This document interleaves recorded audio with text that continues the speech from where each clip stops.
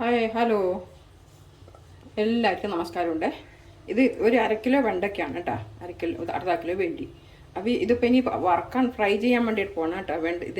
ഇതിൽ മസാല നിറച്ചിട്ട് അപ്പോൾ നമ്മൾ ഇതുപോലെ പിന്നെ അരിഞ്ഞിട്ട് ഇതുപോലെ മുറിച്ചിട്ട് ഇതിൻ്റെ ഉള്ളിൽ ഇത് അരി എടുത്ത് കളയാം, അല്ലെങ്കിൽ കളഞ്ഞാൽ ഇതിൻ്റെ ഉള്ളിൽ ഒരു മസാല നിറച്ചിട്ട് നമ്മൾ ഇതുപോലെ ഇത് കട്ട് ചെയ്യാണ്ട് ഇതുപോലെ ഫ്രൈ ചെയ്യാനാണ് കേട്ടോ. ഇനി ഇത് വെച്ചിരിക്കുന്നത് ഇപ്പോൾ കഴുകി ഇതിൻ്റെ വെള്ളമെല്ലാം തുടച്ചിട്ട് ഇവിടെ വെച്ചതാണ്, നല്ല കഴുകിയിട്ട്. അപ്പോൾ ഇതിന് വേണ്ടുന്ന മസാല നമുക്ക് വറുത്തെടുക്കാം. വേണ്ടുന്ന മസാല അത് കുറച്ച് 2 ടേബിൾ സ്പൂൺ മല്ലിയും 2 ടേബിൾ സ്പൂൺ തേങ്ങയും പിന്നെ ഇത് വരെ മുളക് വറക്കാൻ വെച്ചിട്ടുണ്ട്. അപ്പോൾ നമുക്കിന്ന് വറുത്തിട്ട് പൊടിച്ചെടുക്കാം. ആ പൊടിയാണ് ഈ വെണ്ടക്കയിൽ നമുക്ക് ഫില്ല് ചെയ്യേണ്ടത്.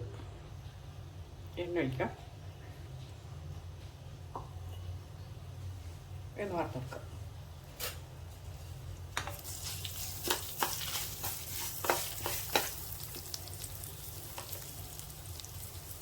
വെളുത്തുള്ളിയുടെ എത്ര പേര് വെളുത്തുള്ളി ഇടാം.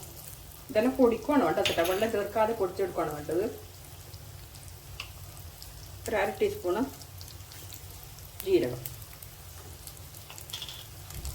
ഒരു 1/2 ടേബിൾ സ്പൂണ് എള്ള്, വെളുത്ത എള്ള്. നമുക്ക് വേണ്ടുന്ന ചേർക്കാം കേട്ടോ, എന്തൊക്കെ വേണ്ടത് വെച്ചാൽ എല്ലാം ചേർക്കാം. ഒരു 10 പിന്നെ ഈ കടല, നമ്മൾ പണ്ട് നിലക്കടല എന്നാണ് നാട്ടിൽ പറയുന്നത്. ഇവിടെ ഇത് പറയും ചിങ്കാനെന്ന് പറയും, കപ്പലണ്ടി. ഇതൊക്കെ നമുക്ക് നല്ലോണം വറുത്ത് പൊടിച്ചിട്ട് ആ പൊടിയാണ് ഈ വെണ്ടയ്ക്കേൻ്റെ ഉള്ളിൽ നിറക്കുന്നത്. അപ്പോൾ ഞാൻ ആദ്യം വെച്ചത് പിന്നെ വെച്ചിട്ട് മഞ്ഞപ്പൊടിയും മുളക് പൊടിയും മല്ലിപ്പൊടിയും പിന്നെ കുറച്ച് അംചൂർ പൊടിയുണ്ട്, മാങ്ങാപ്പൊടിൻ്റെതാണ് അംചൂർ പൊടി എന്ന് പറയുന്നത്. അതും ഗരം മസാലയും എല്ലാം ഒന്ന് ചൂടാക്കിയിട്ട് അതിൽ നിറക്കാമെന്ന് വിചാരിച്ചത്. അപ്പോൾ ഞാൻ ചിലപ്പോൾ അതിനേക്കാളും ടേസ്റ്റ് ഇതാണ് എന്ന് വെച്ചിട്ടാണ് ഞാൻ ഇതുപോലെ ചെയ്തത്. അപ്പോൾ ഇതൊന്ന് വറുത്തെടുക്കാം ആദ്യം.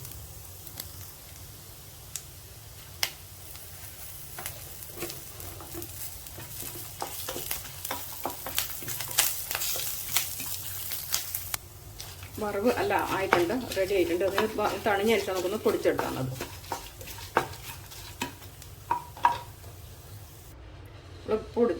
വറുത്ത് പൊടിച്ച് വെച്ചിട്ടുണ്ട്. മസാല അതിൽ ചേർക്കേണ്ടത് കുറച്ച് ഉപ്പും കൂടെ കൂട്ടിയിട്ട് നമുക്കതെല്ലാം മിക്സ് ചെയ്യാം. ഇതിപ്പോൾ നമുക്കിങ്ങനെ കുറച്ച് മല്ലിപ്പൊടിയും മുളക് പൊടിയും മഞ്ഞപ്പൊടിയും പിന്നെ കുറച്ച് ഗരം മസാലയൊക്കെ പൊടിച്ചിട്ട് അതിൽ നിറച്ചാലും മതി. പക്ഷേ ഇത് നമ്മളാ കുറച്ച് പിന്നെ കപ്പലണ്ടിയും കുറച്ച് വെളുത്ത എള്ളും കൂടി ആകുമ്പോഴും ഒന്നുകൂടെ ടേസ്റ്റ് കൂടും. അപ്പോൾ അതുകൊണ്ടാണ്. അപ്പോൾ നമുക്കിന്ന് ഇത് പിന്നെ വെണ്ടക്ക ഇല്ലേ, വെണ്ടക്ക അതാ ഇതുപോലെ ഞാൻ കുരു കളഞ്ഞിട്ടാണുള്ളത്. കുരു കളഞ്ഞ വെണ്ടയ്ക്കാണിത്. ഇതിലത്തെ കുരുവൊക്കെ കളഞ്ഞിട്ട് നമ്മൾ ആദ്യം കീറിയിട്ട് ഉടക്കിട്ട് അതുപോലെ എല്ലാത്തിനും ഞാൻ പിന്നെ കുറേയെല്ലാം കുരു കളഞ്ഞിട്ടുണ്ട്. കുരു കളയാതെ നമുക്ക് ചെയ്യാം. കുരു കളയാതെ കൊണ്ട് നമുക്കതിൽ നിറച്ച് വെക്കാം. കുരു നല്ലതാണ്, വെണ്ടയ്ക്കയുടെ കുരു നല്ലതാണല്ലോ. അപ്പോൾ ഇത് കളയാതെയും നിറക്കാം. കുറച്ച് നേരം പകുതിയെ നിറക്കാൻ പറ്റുള്ളൂ. ഇങ്ങനെ ആകുമ്പോൾ നമുക്ക് മുഴുവൻ ഇതിനുള്ളിൽ നിറക്കാൻ പറ്റും. അപ്പോൾ നമുക്ക് ഇന്നെല്ലാം ഓരോന്നോരോന്ന് നിറച്ച് വെക്കാം.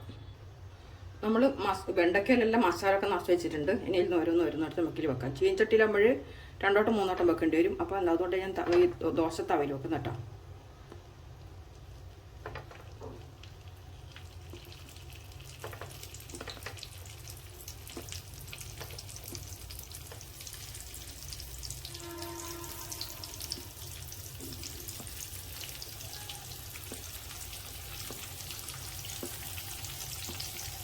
ഇത് ഞാൻ 1/2 കിലോ എന്നാൽ പിന്നെ കുറച്ച് എടുത്തിട്ടുള്ളൂ, 200 ഗ്രാം വേണ്ടി എടുത്തിട്ടുള്ളൂ.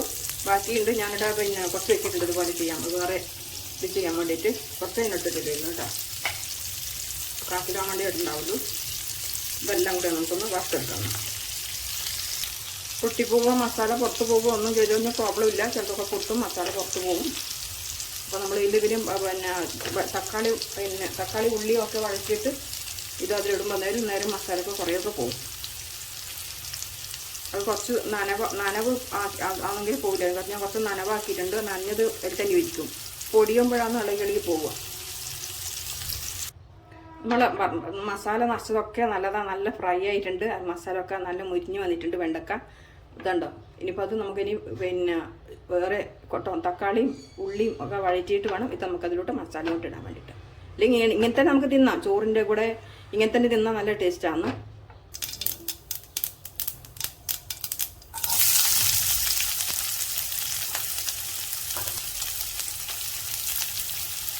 വെളുത്തുള്ളി 2 ഉള്ളി,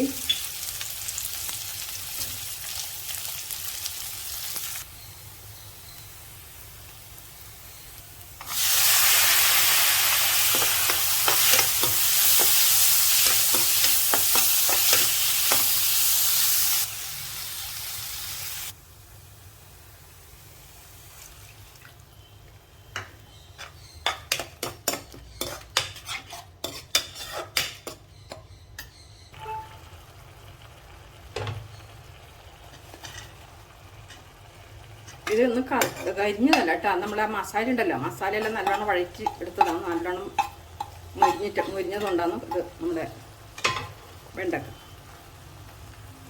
ഇതെല്ലാം വെന്തതാണ്. ഇനി ഒന്നും കൂടെ ഒന്ന് ചൂടാക്കി വേണ്ടു.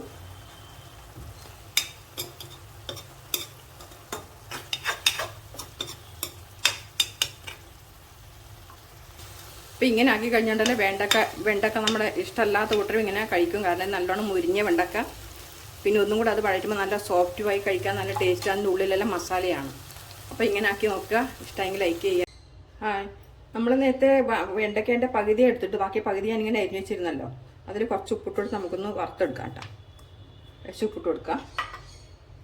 ലേശം മഞ്ഞൾപ്പൊടി, കുറച്ച് കാശ്മീരി ചില്ലി പൗഡർ ഇട്ട് കൊടുക്കാം. എരിവിനനുസരിച്ച് ഇട്ട് കൊടുക്കാം കേട്ടോ. ഇതിനൊക്കെ കളർ ഉണ്ടാവുള്ളൂ, എരിവുണ്ടാവില്ല. പിന്നെ നമ്മൾ കുറച്ച് ഇതാണ് നമ്മുടെ കോൺഫ്ലോർ കേട്ടോ. ഈ കോൺഫ്ലോറിന് 1 സ്പൂണ് ഞാനിവിടെ എടുത്ത് വെച്ചിട്ടുണ്ട്. 1 സ്പൂണ് കോൺഫ്ലോർ ഇട്ട് കൊടുക്കാം. അപ്പോൾ ഇതെല്ലാം ഒന്ന് നമുക്ക് മിക്സ് ചെയ്തിട്ടൊന്ന് വറുത്തെടുക്കാൻ വേണ്ടിയിട്ടാണ് കേട്ടോ.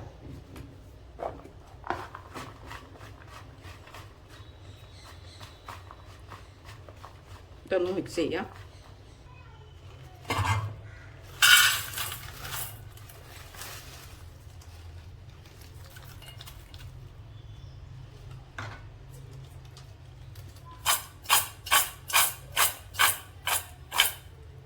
അപ്പോൾ ആ വെണ്ടക്ക ഫ്രൈ ആയിട്ടുണ്ട് കേട്ടോ. അപ്പോൾ വെണ്ടക്ക ഇഷ്ടമല്ലാത്ത പിള്ളേരോ ആരെങ്കിലും ഉണ്ടെങ്കിൽ ഇങ്ങനെ കൊടുക്കാം. നല്ല ടേസ്റ്റാണ്.